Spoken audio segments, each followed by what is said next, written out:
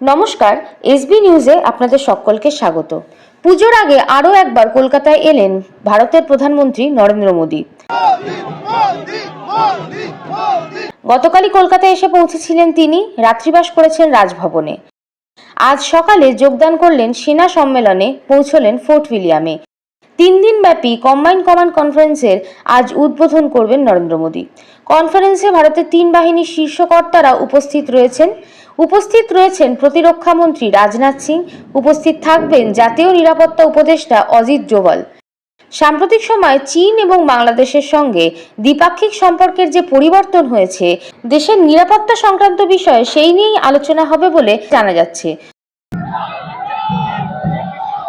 গত 22শে আগস্ট শেষবার কলকাতায় এসেছিলেন তিনি।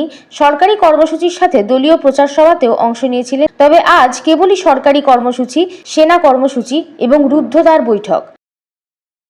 আজ সেনাকর্তাদের সঙ্গে বৈঠক শেষে বিহারের উদ্দেশ্যে রওনা হবেন ভারতের প্রধানমন্ত্রী নরেন্দ্র মোদী।